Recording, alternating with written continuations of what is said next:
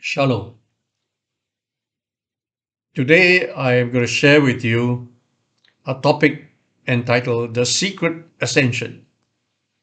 Not too many Christians know that Yeshua secretly ascended unto heaven, unto the Father, shortly after his resurrection. And we'll see in this video the purpose of his secret ascension.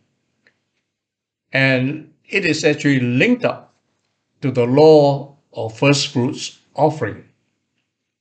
And let me refer you first to the book of Leviticus, chapter 23, reading verses 9 to 14. And Yahweh spake unto Moses, saying, Speak unto the children of Israel, and say unto them, When you are come into the land which I give unto you, and shall reap the harvest thereof, then you shall bring a sheaf of the first fruits of your harvest unto the priest. And he shall wave the sheaf before Yahweh, to be accepted for you. On the morrow after the Sabbath, the priest shall wave it. And you shall offer that day, when you offer the sheaf, a he lamb without blemish of the first year, for a burnt offering unto Yahweh.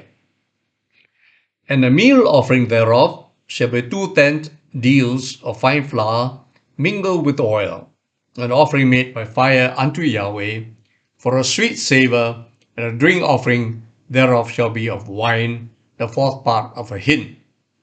You shall eat neither bread, nor parched corn, nor green ears, until the selfsame day that you have brought an offering unto your God. It shall be a statute forever throughout your generations in all your dwellings. The next verse comes from Exodus chapter 23, verse 19. The first of the first fruits of thy land thou shalt bring into the house of Yahweh thy Elohim. Thou shalt not seethe a kid in his mother's milk. Colossians 1:18 says, And he is the head of the body, the church, who is the beginning, the firstborn from the dead, that in all things he might have the preeminence. 1 Corinthians chapter 15, verse 20 to 22. But now is Christ risen from the dead, and become the first fruits of them that slept.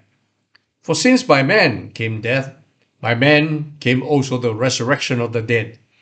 For as in Adam all die, even so in Christ shall all be made alive.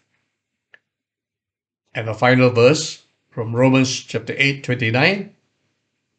For whom he did foreknow, he also did predestinate to be conformed to the image of his Son, that he might be the firstborn among many brethren. Let me deal with the law of the first fruit offering.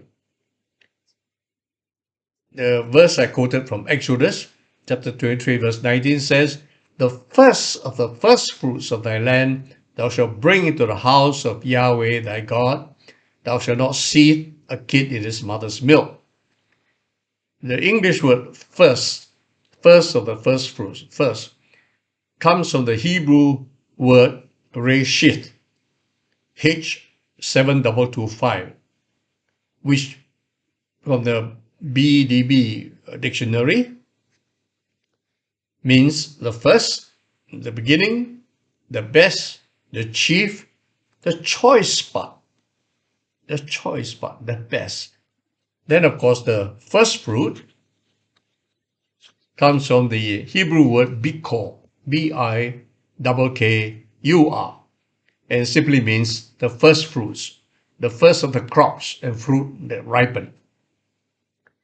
Let me relate to you the offerings of Cain and Abel and apply this law of first fruits offering in order to see why Cain's offering, Cain's sacrifice was rejected while Abel's was accepted.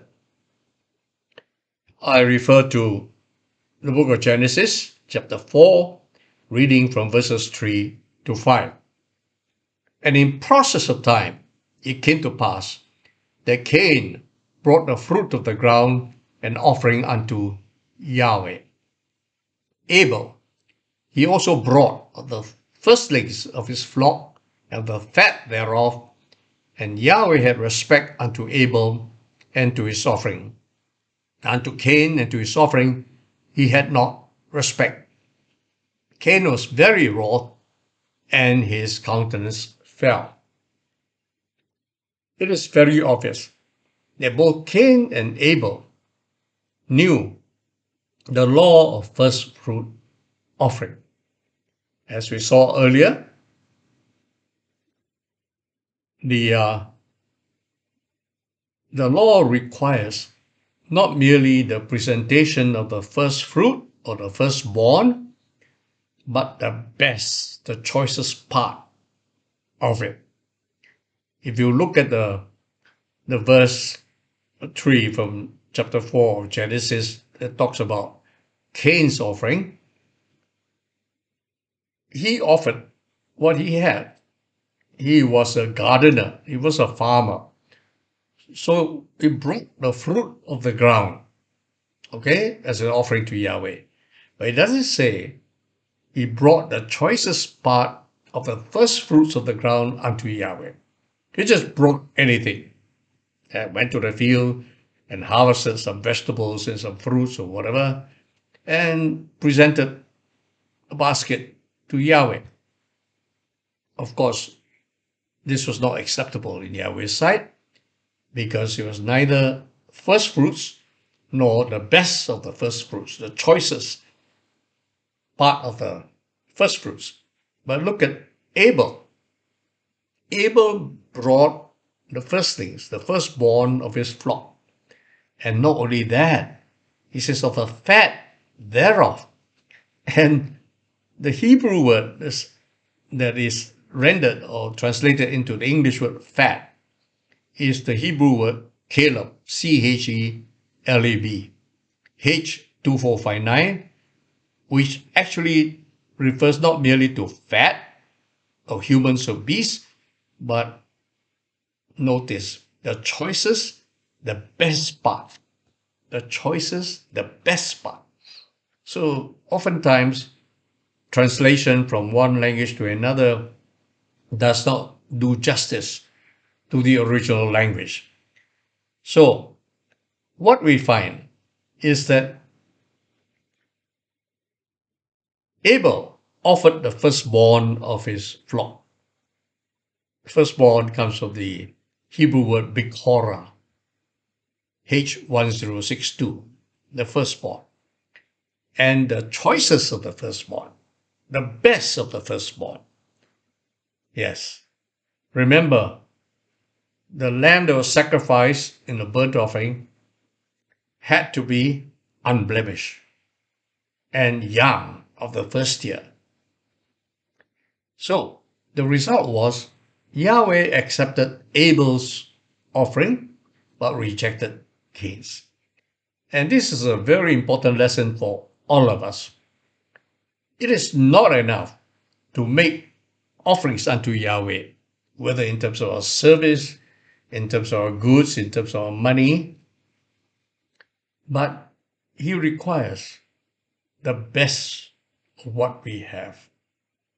And not only that, but the first fruits of what we produce. First fruits. The law of first fruit offering. It must be the choicest, it must be the best, it must be the first fruit.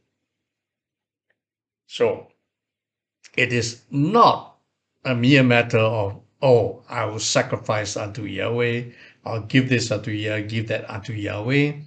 Are you applying the law of first offering? That's right.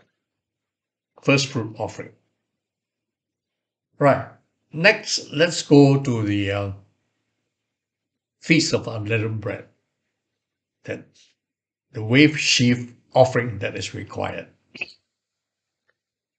It says that on the morrow after the Sabbath. It's not the morrow after the first day of Feast of Unleavened Bread, as some people have it. It's the morrow after the weekly Sabbath. During that week, the Wave Sheaf Offering was made.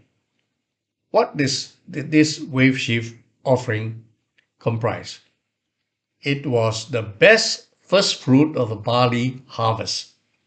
And that's why, if you want to observe Passover properly, it's not only the time, the date of the month, the 14th of the first month, but it had to be the month in which the barley was ripening. That's why it's called the month of Aviv or Abib, which means barley. Okay? So clearly, Passover, unleavened bread, Feast of Unleavened is associated with the barley beginning to ripen. So that a sheaf of the first fruits, the best of the first fruits, could be offered to Yahweh as a wave offering. So you can see why Exodus 13 verse 19 says, the first of the first fruits of thy land thou shalt bring unto Yahweh thy Elohim. The best of the first fruits of the barley. And when the sheaf was brought to the priest in the temple, the priest will wave the sheaf before Yahweh. And you can see the addition of the words that you may be accepted by Yahweh. I give you the translation from the ESV of Leviticus 23 verse 11, which makes it very clear. And he, that is the priest, shall wave the sheaf before Yahweh, so that you may be accepted. On the day after the Sabbath, that's the weekly Sabbath, the priest shall wave it. Again, you can see that acceptance by Yahweh is most important. Rejection by Yahweh because Cain's offering was not only not the first fruits, it was not the best of the first fruits, whereas Abel's offering was both. Now let's say something about the burnt offering. On the same day that the sheaf wave of the barley was offered in the temple wave before Yahweh, the burnt offering, a burnt offering of a male lamb, a he lamb, without blemish was to be made, and the lamb had to be less than 1 year old. Notice all this? Male lamb, without blemish, less than 1 year old. You may not know about lamb and sheep, but a lot of Chinese people get turned off by something called mutton, and they do not know how good lamb really tastes. Well, mutton is sheep that is over a year old. Lamb is under 1 year, more often than not under 6 months old. So when you eat lamb, it is actually very delicious, and there is no strong smell, no smell. Eat mutton, you may get put off not only by the toughness of the meat, but the smell thereof. So you can see the stipulation of the burnt offering. A he male, less than a year, without blemish. Then, in addition to the wave sheaf offering, the burnt offering of the male lamb, there was the meal, oil, and wine offering. Now, the word meal offering is often translated as meat offering, which is a mistranslation. It should be meal, M-E-A-L, because let's see what it comprised. Leviticus 23 verse 13. And the meal offering thereof shall be 2/10 deals of fine flour, mingled with oil, an offering made by fire unto Yahweh for a sweet savor, and the drink offering thereof shall be of wine, the fourth part of a hin. What does this fine flour represent? What does the oil represent? Look at Isaiah 53 verse 5, referring to Yeshua. But he was wounded for our transgressions. He was bruised, daka in the Hebrew. He was daka for our iniquities. The chastisement of our peace was upon him, and with his stripes we are healed.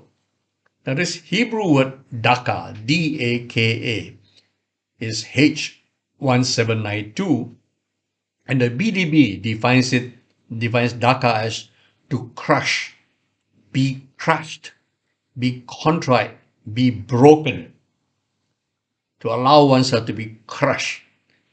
So look at the imagery, like fine flour, that means flour ground over and over and over again, fine flour. Yeshua was crushed for our iniquities. Then look at the oil that was used together with the fine flour, mixed with the fine flour. This is olive oil. And if you've ever been to the Middle East, you can see how olive oil is produced very simply. There's a big stone grinder. The olives are placed underneath a big slab of stone against another stone. And then the ox or man will go around turning the stone to crush the olives. And the result is oil drips down to be collected underneath. So oil of the olive is obtained by crushing the olives. So again, a reference to Yeshua being crushed. Then the wine. Of course, you know, wine from the grapes, especially red wine, is red in color. So wine represents the blood shed by Yeshua.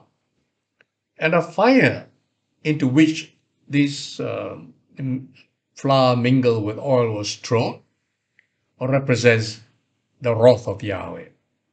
It's consuming wrath of Yahweh. And note also that such offerings in the temple had to be salted and spiced with frankincense. Salt is a preservative. Salt provides savoriness, okay? And frankincense gives a sweet odor, okay? Incense often refers to the prayers of the saints, okay? Frankincense. Right. So let's look at Yeshua. What happened to Yeshua? On the morrow after the Sabbath, I refer you to John's Gospel, chapter 20. John, chapter 20, reading from verses 15 to 17. Yeshua said unto her, Woman, why weepest thou? Whom seekest thou? She, supposing him to be the gardener, said unto him, Sir, if they have borne him hence, tell me where thou hast laid him, and I will take him away. Yeshua said unto her, Mary. She turned herself and said unto him, Rabboni, which means master. Yeshua said unto her, Touch me not, for I am not yet ascended to my Father, but go to my brethren and say unto them, I ascend unto my Father and your Father, to my God and your God. Later, after his secret ascension, he allowed Mary and the other disciples to touch him. But before then, he says, Do not touch me. He had first to ascend to heaven. So what did he do? Well, first we know his resurrection had taken place sometime towards sundown on Saturday, which was the weekly Sabbath.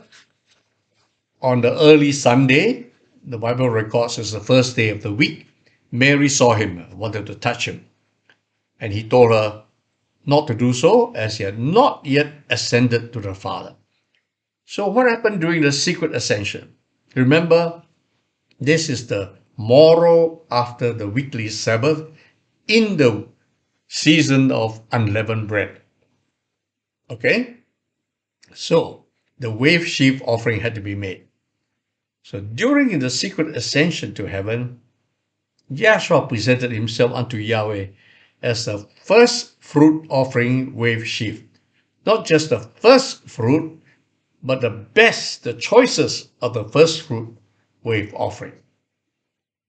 Then furthermore, there's a burnt offering that's required, and that symbolized Yeshua as the perfect Lamb of God, the firstborn of Yahweh and of all creation, the best of the best. Nothing but the best for Yahweh. I refer you to some passages of the Bible that are so enriching. Colossians 1, verse 15. Who is the image of the invisible God, the firstborn of every creature. Hebrews chapter 1, verses 5 and 6. For unto which of the angels said he at any time, Thou art my son, this day have I begotten thee. And again, I will be to him a father, he shall be to me a son. And again, when he bringeth the first begotten into the world, he says, And let all the angels of God worship him. You notice that Yeshua is the only begotten Son of the Father, the choicest, the best. He had the same nature as the Father. As the Father is worthy of worship, the Son is also worthy of worship. Angels are told to worship him. We have to worship him. He is God. And look at 1 Peter chapter 1, verses 18 to 19. For as much as you know that you were not redeemed with corruptible things, as gold and silver, from your vain conversation received by tradition from your fathers, but with the precious blood of Christ, as of a lamb without blemish and without spot. So, Yeshua went to offer himself. He also brought his blood to heaven, because the Ark of the Covenant, the real Ark of the Covenant, was there to sprinkle the blood on the mercy seat. The blood of the new and everlasting covenant, the wine offering. So let's move to Yeshua, the meal, oil, and wine offering. I quoted earlier from Isaiah 53, verse 5, but he was wounded for our transgressions, he was bruised, daka, for our iniquities, the chastisement of our peace was upon him, with his stripes we are healed. So, he represented the fine flour that was crushed and crushed and crushed. He represented the olive oil that was crushed, olives crushed and crushed until the oil seeped out. He represented the wine offering because his blood was shed for us as an offering. Right, next let's look at the first fruits of the resurrection. In 1 Corinthians chapter 15, verse 20 says, But now is Christ risen from the dead and become the first fruits of them that slept. The first fruits of them that slept. Colossians 1:18, and he is the head of the body, the church, who is the beginning, the firstborn from the dead, that in all things he might have the preeminence. James chapter 1, verse 18, of his own will begat he us with the word of truth, that we should be a kind of first fruits of his creatures. Romans chapter 8, verse 29, for whom he foreknew, he also did predestinate to be conformed to the image of his Son, that he might be the firstborn among many brethren. So if there are first fruits, there will be a later harvest. So if Yeshua is the first fruits of the resurrection, there will be a later resurrection of the just. Now let me talk about the difference between resurrection, represented by Yeshua, and resuscitation. Okay? Let me refer you to the record in the Bible about several people, maybe in the hundreds, who had died or were raised from the dead. Examples given in the Bible: the son of a widow at Zarephath, raised from the dead by Elijah; the Shunammite woman's son, raised by Elisha; an unnamed man thrown into Elisha's tomb, who came out alive; the widow's son from Naam, raised to life by Yeshua; Jairus' daughter, raised by Yeshua; Lazarus, the most famous man, raised by Yeshua. And note also that at the very time when Yeshua died on the cross, not only was there an earthquake, but many tombs were opened and many dead people came alive again. And there was Eutychus raised from the dead by Paul, and Tabitha, also called Dorcas, raised from the dead by Peter. But note one very interesting thing. All who were raised from the dead eventually died again. So they had actually merely been resuscitated. Right? So Yeshua is the only man resurrected with an immortal body that can never die.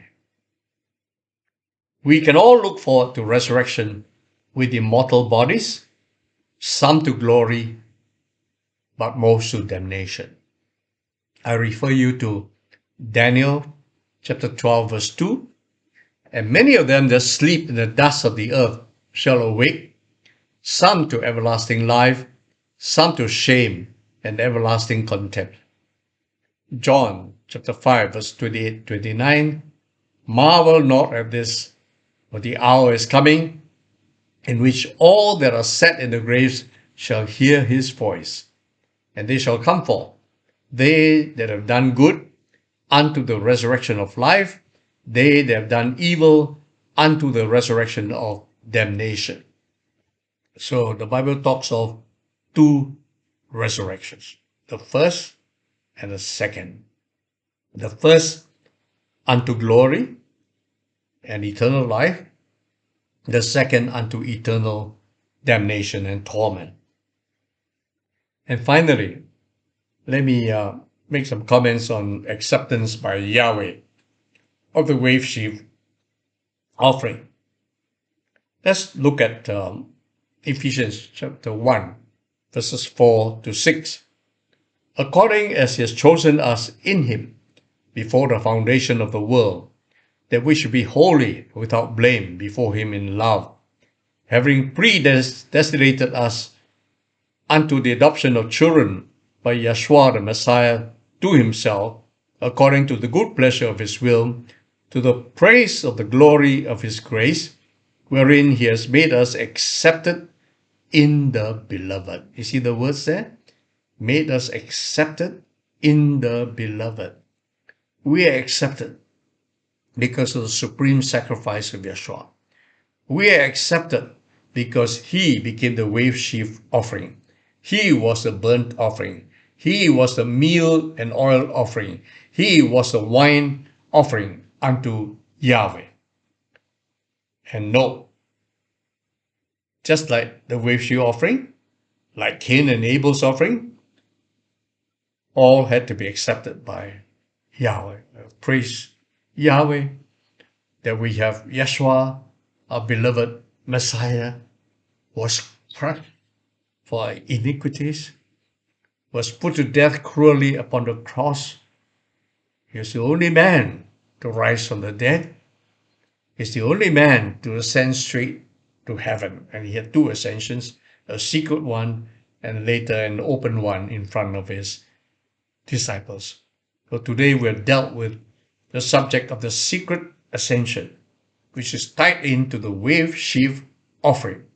And I believe that churches everywhere should celebrate the Wave Sheaf Offering, without which we will never have our resurrection, without which we will never be accepted by Yahweh.